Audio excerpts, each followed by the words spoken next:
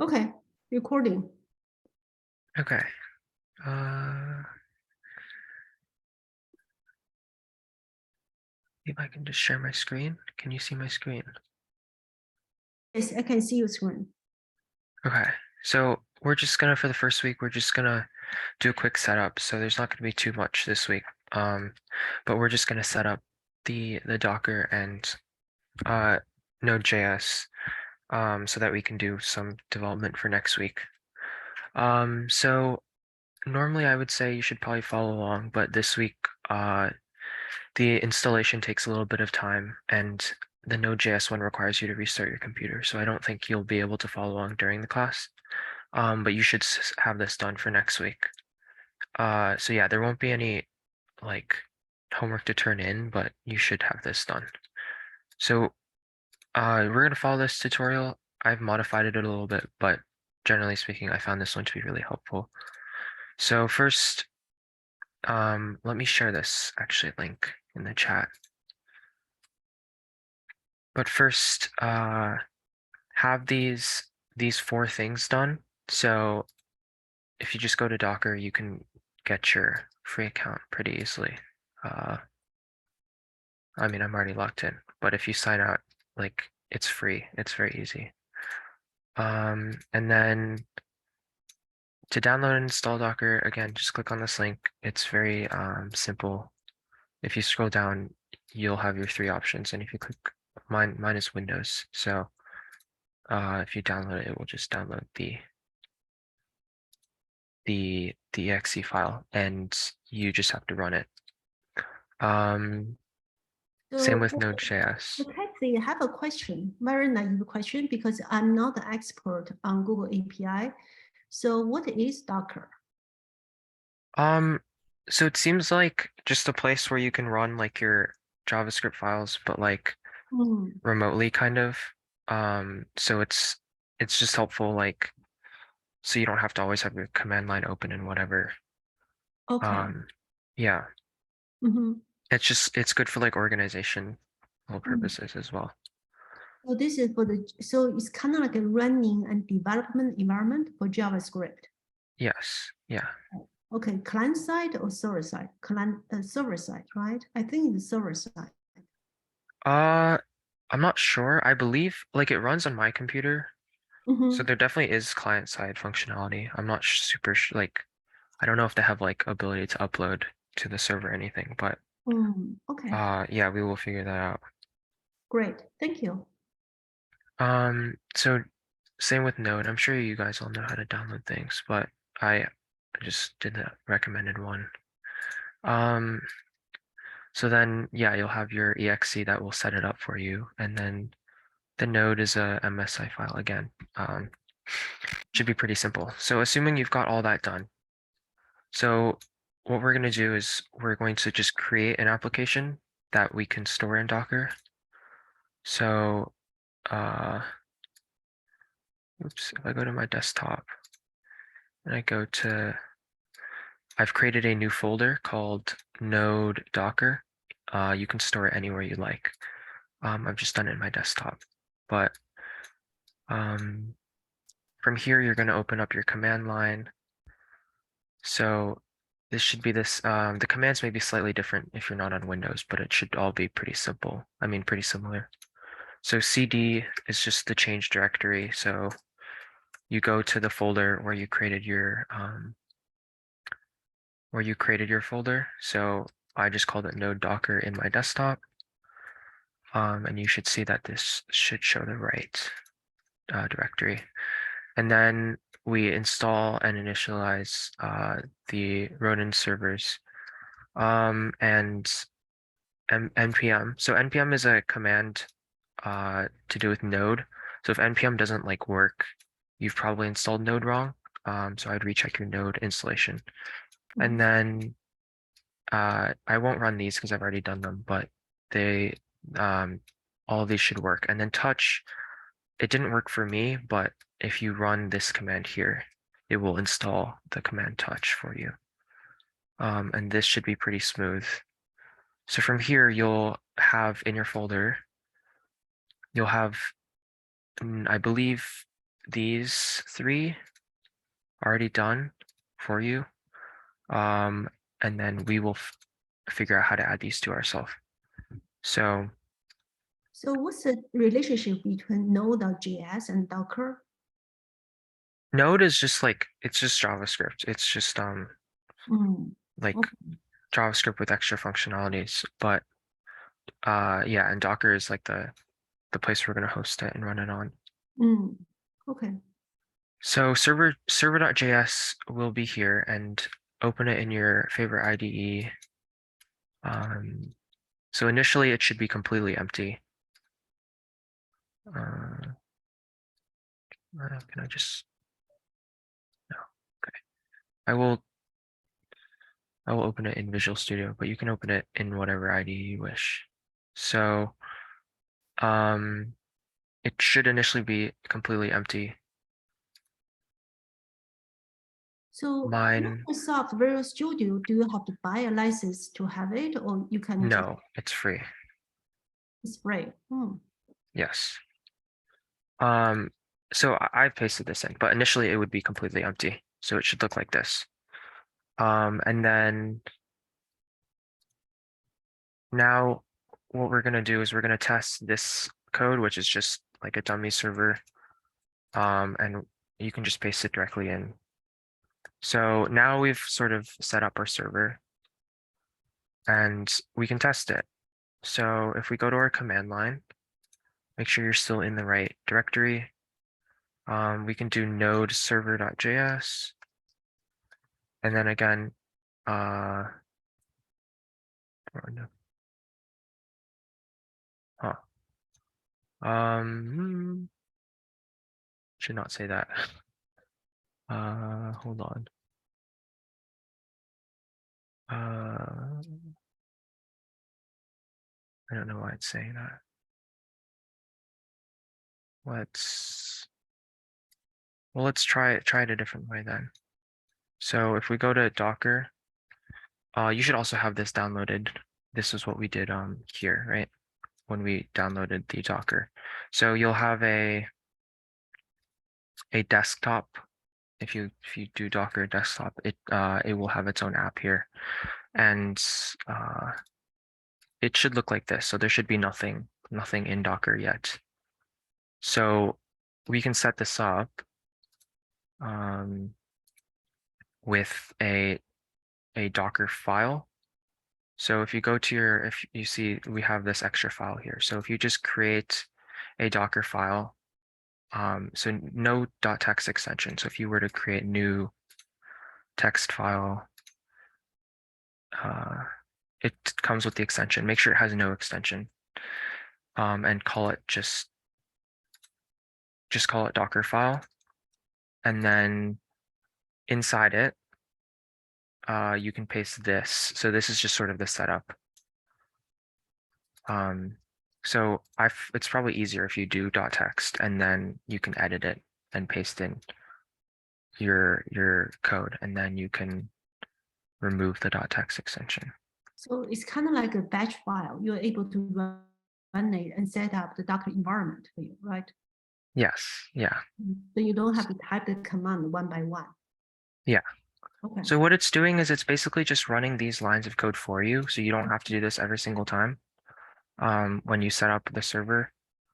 So this is just our version of Node, so you can change this to be whatever version that you've downloaded. But if you go to like here, the one that's recommended is 18.15.0. And then all of this, it's just sort of set up to make sure that your server actually runs properly. Typically you would run these lines of code on the command line at the beginning every single time, but this saves you that work of having to do that. So once you do this, if you do docker build, go back to our command line.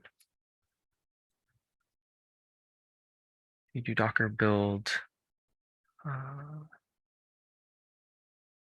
and node docker. The tag just basically names it. Sorry, you need a period at the end. And it will show up all of these things, and then it will say finished when you're done. And then when it's done, yeah, when it says finish, now you can actually do your Docker commands on it. So we'll go through them each, but these are all very useful. So if you do Docker images, it will list all of the ones, all of your Docker images. So the one that we just created 24 seconds ago is this one, no Docker. And then these are some other ones that I just happen to have, but yours will probably just be this. And then you can tag an image. So if you tag Docker tag, I'll copy and paste, but you can tag your images with like labels. So we've tagged no Docker with a label called no Docker v 1.0.0. So this is useful if you're like pushing updates or something. Now you can see that there's two different tags, but they share the same image ID, which means that they have the same contents. They just have you just have a tag that shows that this is your So what's the version. point? We give an image, same image, different tags. So what the tag mean? So why do you need to give image a tag? Because it's just like a label. It's like if Label. you were to if you were to store something like in a file cabinet, it would just be the label. So like if you have multiple node Dockers, one for like, let's say each stage of development, then having a tag for each that tells you what stage it's in, it would be very useful. So the why, so this actually is a new thing for me. So I'm confused. So you can just use the image name itself, right? Then why you want to give the image a tag? It's just more convenient for you to refer to it in your JavaScript. Well, it just gives you extra functionality for organization. Like you don't have to use it. You can certainly just name it, but then you'd have to rename it after every single update, right? So Okay. you certainly don't have to, but it gives you an option, like an extra option. Extra option to give it's kind of like for me to organize the images. So Yeah, they exactly. tags. Okay. And then RMI, remove, it just stands for remove image. So if we do, if you remove this image and now we go back to the Docker images, you can see that it only has latest. Our version 1 has disappeared. Why the Docker create their own command? Because under the command line, you actually had the system command, right? Remove rm, you can do all the commands by themselves, but by themselves. Why the Docker created those new commands for you to do? Not 100% sure. I'm assuming it's just because the Docker is like, it's storing this stuff all internally, so it just has its own internal like ways of dealing with it. Okay, so Docker, the Docker looks like an operating system on top of Windows, right? It looks like Kind this. of, yeah, in a way, yeah. Okay. I believe, I guess, sorry. Okay. Yeah, so quite interesting. So that tree, okay, sorry for interruption, continue. I forgot to mention, but I guess when you're downloading it, just like make sure to accept everything because they will ask you to download some extra things. So I believe Docker runs on Linux, and I believe one of the downloads in that Docker installation is to download some sort of like Linux subsystem for Windows. Oh, Um, yeah, okay, I but see. yeah, it will do that for you. Mm, It should all be automatic, but as long as you just click yes for everything, it will work. So does Docker going to occupy a large space on computer, or sounds like it's going to do lots of things on computer? I have no clue how much space it takes up. We can Okay. check, but yeah, I don't know. Mhm, I have a lot of empty space, so yeah, I'm not sure how much. mhm. Okay. So next is run no Docker. So run it just runs the one that you've built. So you have to make sure that you build it first. If you don't build it, none of this will work. But as long as you've built it, it will just run that sort of like application. Where's it called? Docker run Docker. And you can see it doesn't stop, right? Because it's now running it sort of in this command line. So there, it doesn't exit back to the command line because it's running here. So now if we were to check here, and if we open up a new command line, so I've just copied this. So yeah, right now it says connection. Oh, oops. So this one will run it under some default port and we don't know what it is. So it's better that we sort of define what the port is. So sometimes it just won't really respond to you. So let's just reopen it. But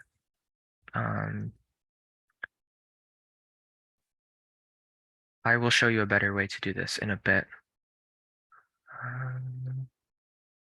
But yeah, if we run it, if we go back to the commands page, if we run it with the publish flag, now you can publish it to a specific port. So we're going to publish it to 8000. So that way we know exactly where it is. So that makes it much easier for us to access it, basically. Sorry, Docker run. And then, so now if we were to send a request, you can see that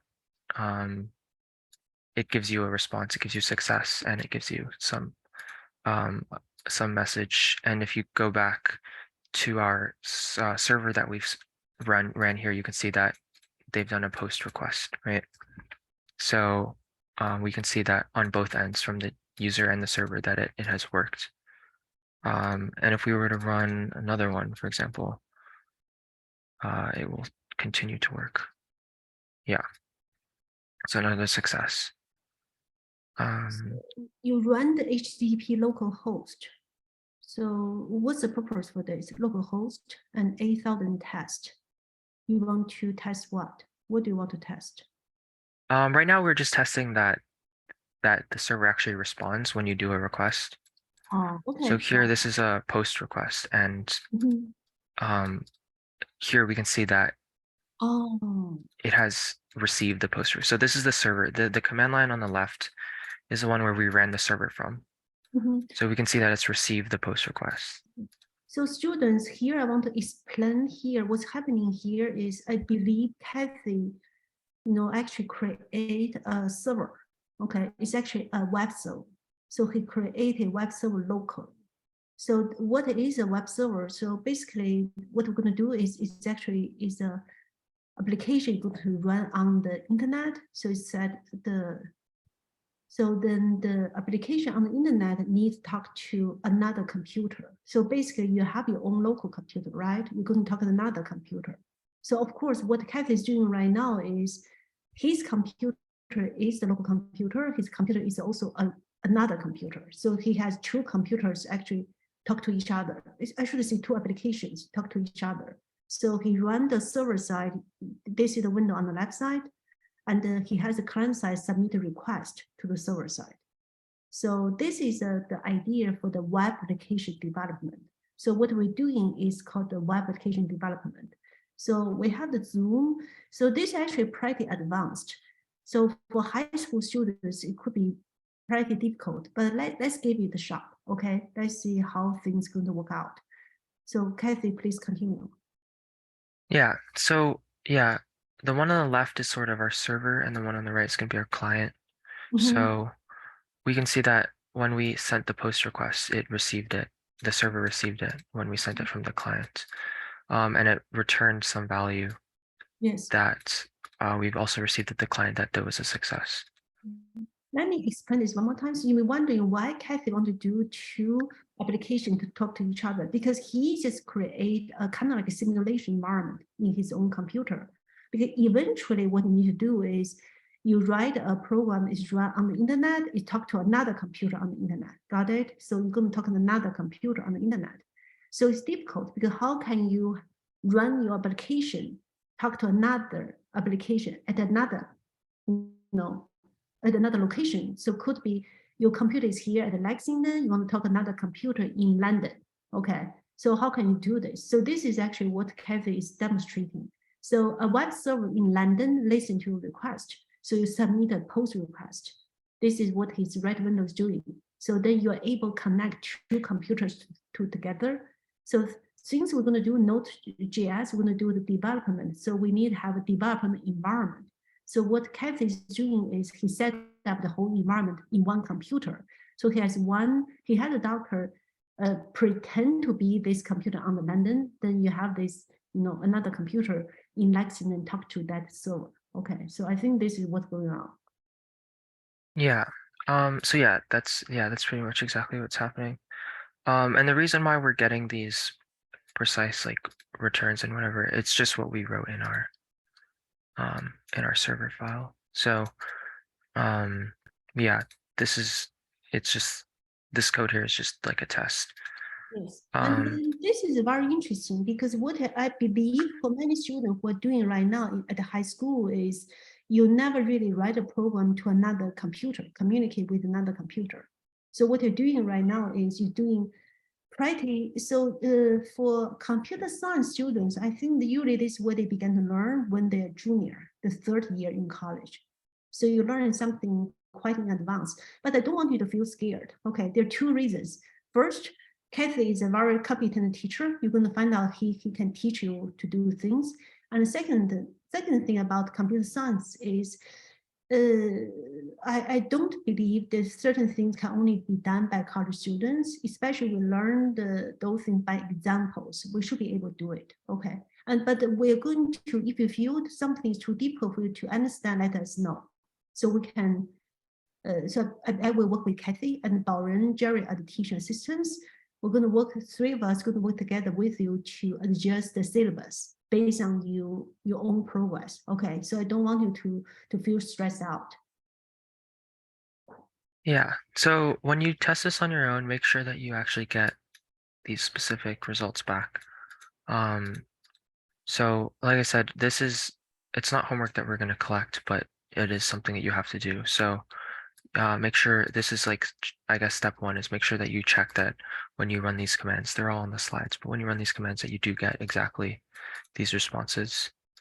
So, so now if you notice here, it is a bit annoying, not here, sorry, here it is a bit annoying because it just takes up one command line and you have to open a new window if you want to do anything, and it's just like going to be here.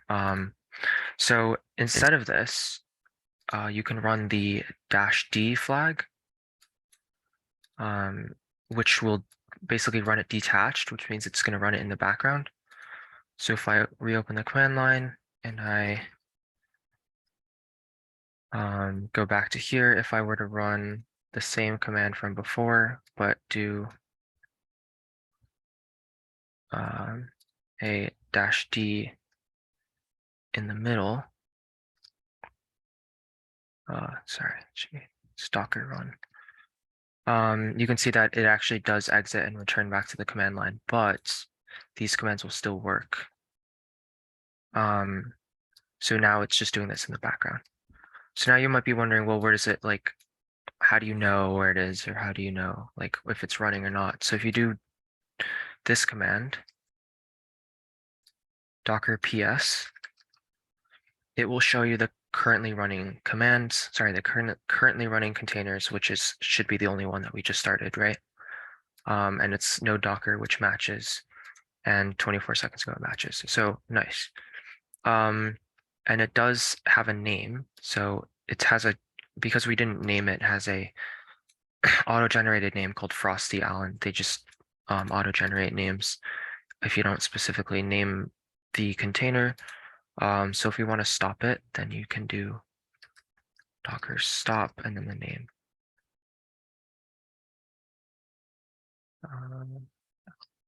So then this is actually a server-side application. So even using JavaScript, you actually communicate with another application at server side, at another computer. Yeah.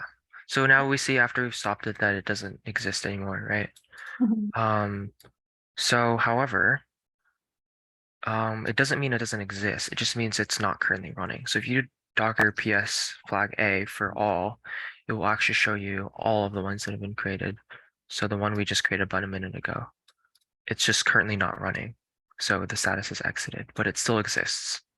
So this way you can start and stop your containers without needing to recreate them every single time, which is certainly very good. And then restart. Restart is the same thing. So you just Docker restart Frosty Allen. It's the same thing as this command above, but it just actually starts the same container for you. So this is how you do it in the command line. We do Docker PS, we can see it's back again. So this is how you do in the command line, but this is kind of annoying, I would say. So an easier way is in your Docker desktop, you'll have a list. And you see we've already created 3. But you can see the one we just started, right? The one we just started with the restart, it's currently running. So as long as you create it for the first time, we can just continually use them without using the command line in our Docker desktop application. It's very useful. If your Docker desktop refuses to start, sometimes there can be errors. If you go to your taskbar and on the whale, there's a ability to restart it. So yeah, if you have any issues, just restart it. But otherwise, we can just do the same commands we've done before in our container menu. So we can click stop and that stops it. And we can click start to restart it and it'll all hopefully work. So yeah, this, it's very, very helpful to use the desktop application that they've created for you. So yeah, I know it should look like this. So now I'll show you a little web demo. So if I'm just going to replace the code in here with something that that actually returns a value if you access it from the web. So if I go back to the command line and I redo the make commands, so we have to rebuild it, and then solve. What happened? Build to solve with front-end Docker file filtered. No. Oh, sorry. It's because I'm not in the right directory. Okay, this should work. And then, so now we've rebuilt it, and then we can rerun it with this.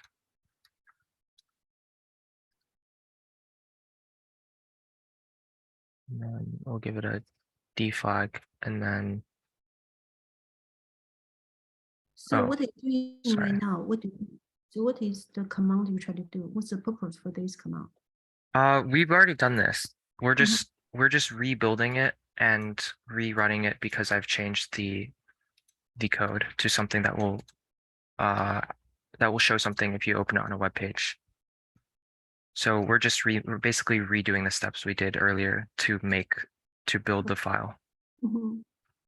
And then, oh yeah, this will happen. It will give you an error response already located. What that means is that we didn't stop our application from earlier. So the port 8000 is busy, basically. They won't let you use it for 2 different applications, which makes sense. So if we were to run it again, if we were to start the one we just created, and if we were to go to localhost at port 8000, you can see it returns hello world, which is what we have here in our JavaScript file. So you can see that it actually works on the web page. And then if you were to say go to somewhere else, it should not work. So you submit a request from the client side and server side print hello world for you. Yes, exactly. So if we go to 7000, which is not the right terminal, here we see the port is 8000. So if we go to a different terminal, you can see that it doesn't connect. But if you go back to 8000. Yeah, the port number really means because you have a server, right? So the idea for the port number is like this. So two computers internet need to connect to each other. So that means they need to have a handshake. They need to talk to each other. So then because the computer is on the internet, so they are physically connected. Then we do have the protocol to connect two computers together. And then the protocol have different port numbers. So that means at where this application and another computer listening to request. So what Casey has done is he specified, I'm going to listen to you at port 8000, because you have to specify the specific location. It's kind of like a computer has so many doors and windows. So which one is actually is listening to? So he specified 8000, then that is why you, in his code, he specified 8000. So that is why you submit a request to another computer 8000. And the local host just pretend this is another computer on the internet. And because this computer, so Kathy simulates their two computers to each other because they're both on the same machine. So that is why he used the name localhost, because this is the one acting local. Okay. But Yeah. you need to do anything on the internet is not going to be the local host. It will be a real host number on the internet. Then you submit a request to that particular one at 8000 port. Yeah, exactly. So this just tests, like this just allows you to test your application without having to like upload it to a real server on the internet, and like, that's quite a hassle. So this just allows you to pretend to be another computer connecting to your own. So if we know how to do Node.js, what kind of things students can do on the internet? So they can do Google API, they can, any fancy, any interesting things can be done by students if they know how to do this. I mean, yeah, like it's all of this is just responsible for like the communication. So anything that you want to get or receive, like, or give to other websites or computers across the internet, you can do. So um like I mean, I know you mentioned Google Maps. Like if you go onto Google Maps, Mhm. like all of this is probably done with similar stuff. Like for example, like their traffic. I mean, I'm not driving right now, so it won't show, but you know how like if you create a route, it will show a bunch of traffic and stuff, right? Like that, there's no way that the website itself is calculating traffic. It's definitely doing it somewhere else, and it's going to receive and send that information through Yes. the requests that we've done here. So like here we can see that Mhm. it's just an HTTP request. You send the Yeah. request to Google API Maps, and then can you go back to Google Maps API? So then what's happening here is after several classes with Kathy, you probably have the capability create your own maps. So for example, Sophia can create her maps, Sophia's maps, maybe something like Sophia's friends. So Sophia, you can create a map. So you mark the locations of your friends. Ivy, Kevin, Kathy, Jody, Irene, and then you make different labels for your friends. Then you have your own maps of your friends of circle.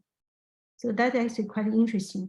And then the project I've done with the Science Museum, Museum of Science at Boston. So what has been done by my PhD student at that time is, so Kathy, this is actually quite interesting because I had a project with the Science Museum, Museum of Science, and I want to share my research result on Mars. So my PhD student using something similar like this. So he actually used Google Mars. Okay. So with Google Mars, so he was able to show the position of the rovers on Mars. So then the visitors of the museum can play his games and really drive the rovers on Mars surface using the Google Mars API. It's kind of like a game, quite interesting. But all of you can have your own maps, right? Because the maps, you have your own personalized maps based on your own interest. So any questions from all of you? So Kathy, you finished the first training session, right? Yes. Yes. Okay. So before Kathy go, because I really want each of you ask a question. So let me start with Evie. So each of you must ask a question based on his lecture. I know you're tired after March 18th. Today is a busy day, but you must have some question for Kathy, right? Before we let her go. Evie, what's your question for Kathy?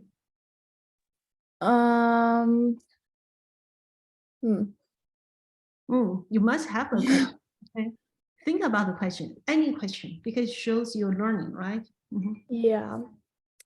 So what's a project that you've done using Node.js, and like what have you been working on recently using this? I'm pretty new to this stuff as well, but with talking about APIs, like I've done stuff with APIs. Like, I don't know if I can show you now, but like, if anyone uses like Discord, like you can create like bots that respond to you. Like it's sort of like it's like ChatGPT, but like really lame, but like you can say stuff and they will say stuff back. And like one of them, for example, like if you ask them for like a picture of a cat, they can send you a picture of a cat. But if you're like a bot stored on someone's computer, you probably don't have like a million pictures of cats sitting around. So you can go to like a cat API on the internet, for example, and then you can just basically ping them for a picture and they will give you one back. And it's like that's, for example, that's something I've done. Yeah. What are this one try to do? Cat API, cat as service. What is? So It's just fun. Like it's this one, it's not very useful, but it's like a fun one where just like you have to buy. It's not free. one of them is, I think it's this one. I don't remember actually which one it is, but one of them is free and they will just give you a picture. Like it's very simple to do. So they're doing a better job than Google. So you ask them to provide certain pictures that on the internet, so it is able to find the pictures and return those images to you. Yes. Well, they probably, I'm assuming they have it like stored. Oh yeah, here. So like if you were to go, like it will return you. This is what a API request would look like generally. So if you were to ping a like GET request to this address, it will give you this JSON file returned, and in it contains information. So for example, one of them is this URL, which has a picture of a cat. And if you were to do it again, for example, it will change. Okay. So this one will give you a different one. But obviously, I mean, APIs will do a lot more than just give you pictures of cats, but this is just one example. Okay, thank you. Good question from Evan. So next one, let's use the sequence in my computer. Doran, you're the next one to Evan. What's the question you have for Kathy? So you said you can use Docker for API. Is that right? They're not directly connected, but you can definitely like Docker is just a way for you to like run these like web applications virtually yourself. So in this code, we can, because this is just JavaScript. So in this code, we can certainly run API requests in the code. Yeah. So we can basically use our own computer as a server for other people to make API calls too by using Docker? No. I don't believe so. No, it's just you use your computer create a simulated environment for you to talk to a server. Yes, but you can have a web server on your own computer, but you will need a different software. Okay. Yeah. If Docker is to create a simulated server environment, it looks like you talk to another computer, but it's really just a local environment. How would the simulation be useful? So yes, Kathy, go ahead. So like, for example, let's just say you've coded your JavaScript and you want to run it. You have an option where you could like rent a web server and like buy one online and then upload your code, and then that will take a while, and then finally reload the website and then see if it works, right? But it's a lot of effort. So instead of doing that, if you could run it on your own device, it would just be easier. And then you can run it in the command line like we did earlier, but this application just makes it like streamlined and easy for you to just press a few buttons and test it as if you were a different user trying to access your web page. Yes, exactly. Just create a local development environment for you to try server-side JavaScript applications. Okay, so let's move on to Kevin. Kevin, what's the question you have for Kathy? Okay, so I have used Node.js before, and whenever I did that, I would just run it with like Node and then run the server file. So I'm not sure what the difference, what you can get more from, like with Docker. I mean, one of it is just organization. Like you don't have to open the command line every single time and navigate to the right place and then type in the right commands, right? Like if you can copy and paste them, but you still have to find, where to copy and paste them from. Like it's Well, it's just one command though. It's like it's one word. I mean, I think it's just generally it's just organization mainly. And then the abilities we talked about earlier with the where is it? I don't know where it is, but with the ability to like label them as well, like it's just helpful for organization. Like if you're only running one thing and you're not like constantly making changes, or like you don't have a reason to store previous versions, then like there is not much of a reason to. But this just allows you to do it like streamlined, if that makes sense. Okay. It's sort of like GitHub. Like if you're using GitHub for your own personal reasons, you can always say, well, there's no reason for me to use it. But at the same time, like even if I'm not sharing with other people, I found it to be really useful just for storing like past changes and stuff like that.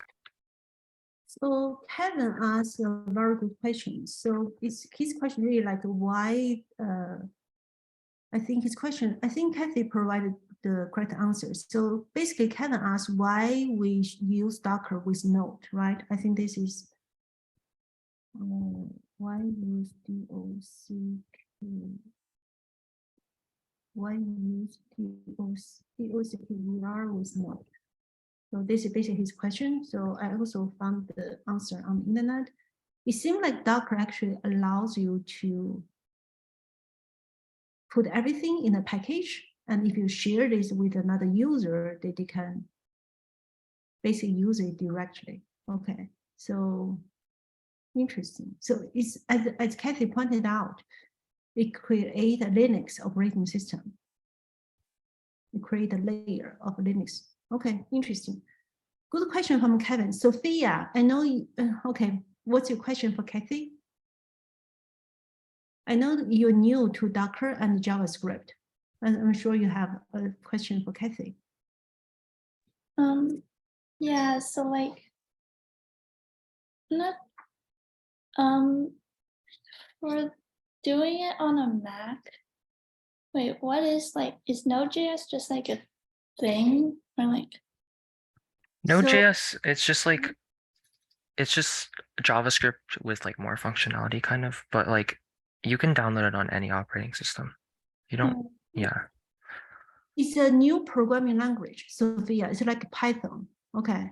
So we're learning a new programming language. The name is JavaScript. So like Python, like Java. So this is a Node.js is used for web application development. So this language allows you to communicate with another computer on the internet.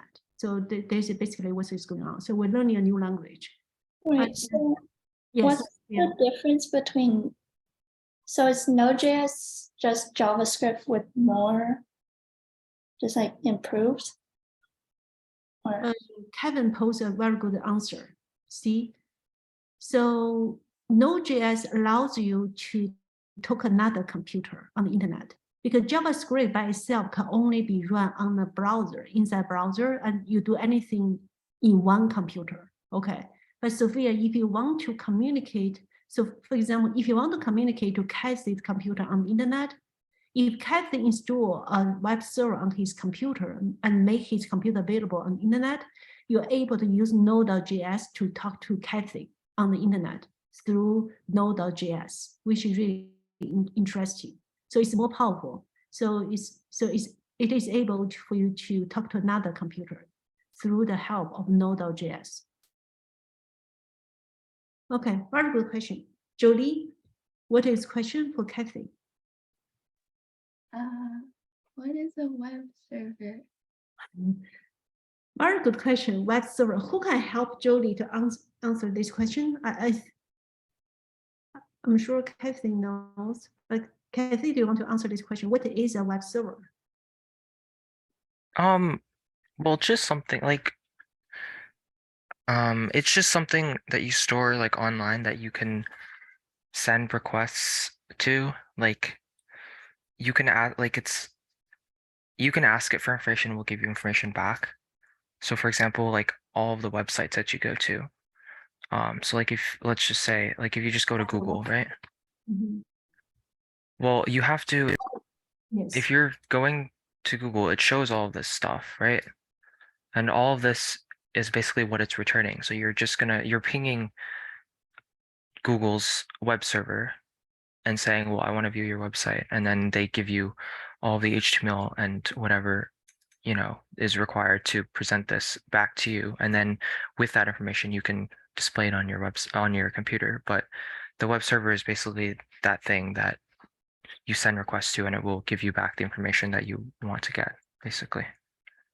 So basically, Jody, if you want to, good answer from Kathy. So Jody, if you want to have a computer connected to the internet, and if you want your computer to be able to receive requests from other people, suppose you have a plan, you want to have a computer on the internet, then you need to install a web server on this computer. We do have different software allow you to install a web server. So it's like once you have a web server on the computer, people can send requests to you and access information on your computer. And for every URL you use on the internet, there is a web server running behind that URL. Okay, like a Google and any website. So like our own team website, like Baoren and Jerry is currently maintaining the Lexington team website, we have a web server behind it. Okay. Good question. Erin, any question for Kathy? I actually have two. The first one is, can you use Node JavaScript to hack people in a humane way? I mean, like, what if I'm interested in seeing if I could hack myself? Like, I'm just curious if it has like potential in that. I don't know how to answer that. I mean, I guess I'm not really sure.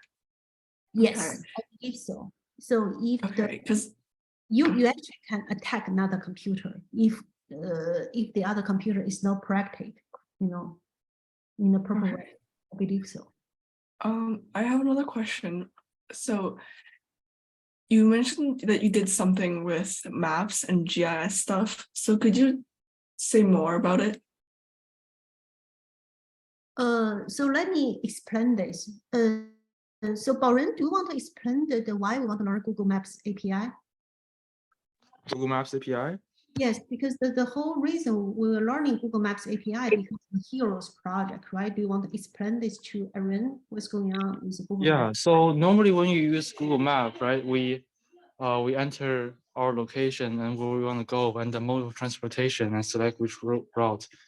But that's if you are using a website or app, you need human to click the buttons. So if you're using like a script to get the same information, you would not open maps.google.com and then click all the buttons. You can just send a request to Google Maps API, and they'll return the info with a JSON object that's convenient for programs to use. Yes, so the story behind it, why our team are learning this, because the Heroes team is working with Linda Dixon, who gave an invited talk today. So we're working with the town of Lexington to identify forgotten citizen heroes in the last 200 years in Lexington. So we're actually creating a heroes maps for Lexington tourists. So for example, if they are at the town center and then they say, okay, I only have 30 minutes. So can you give me a path for me to visit World War II heroes? Okay, so then what's going on for the heroes team is they're going to use a Node.js and call the Google API and using the digital database they have created before and to generate the shortest path for the World War II heroes for this visitor can visit within 30 minutes. Hi, Erin. Yes, I think my question was primarily aimed for Kathy because I was curious on like what Kathy did with map stuff before and if Kathy did and what it was involved around. That was kind of, I guess, my question. So Kathy, have you ever, so actually I invite Kathy to give us talk because of her programming skills. And then so Kathy, so this is a question for you, so I'm not going to answer for you. I haven't done much with the Google Maps API, no. So I've mainly dealt with other APIs, not specifically the Google Maps one. But it does look very interesting. So yeah, but no, I haven't done very much to do with the Google Maps one specifically. So for Kathy, because when Kathy was a member, before he went to London for his college study, so he actually was the first one created interactive maps for our PhD project with the town government. It's actually starting from what you have done, Kathy, because you created these interactive maps, right? We show the interesting places for the miles and smiles locations, right? And then, so Kathy did a presentation to the MNC committee. They're very interested. Then later we had the idea of a hero project, but then that time we no longer want to do the interactive maps. We're thinking maybe we should use Google API to do all the implementation. So that is why, so Kathy going to learn a lot of things in order to teach us, right? We're going to make you busy. Yeah. Yes, but I think the Node.js will be very interesting, and I think this is something new. It's also going to be beneficial for you, right? Because you're going to learn new things for this, and also in the same time, you're going to teach the team. Yeah. So, Jaden, what's your question for Kathy? I'm kind of joined late because I didn't know we had a meeting, so I don't really have a question right now. Okay, so do you have a question why we should learn the Node.js and what's the purpose for training? Do you have any question about this?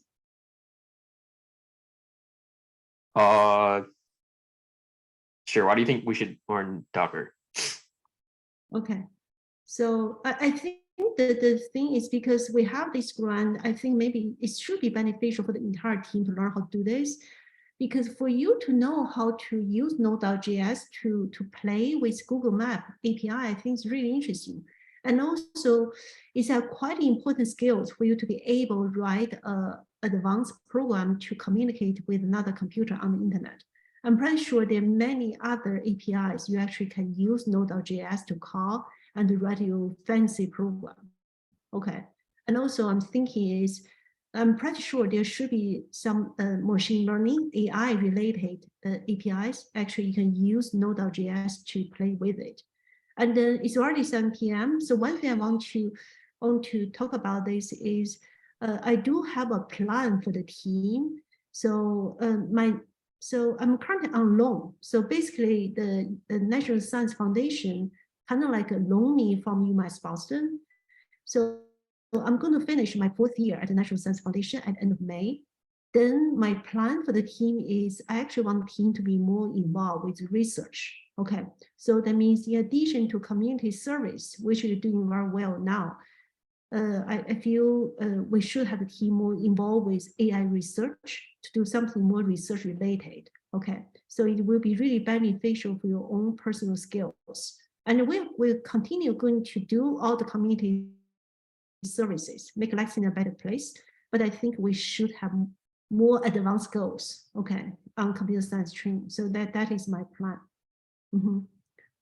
Okay, very good. So Kathy, thank you so much. Can you send the slides to Doran so he can post information online? Okay. Yeah, I mean, I can just share them in the chat right now. So that's the slides. Everything we've done today should be on them. So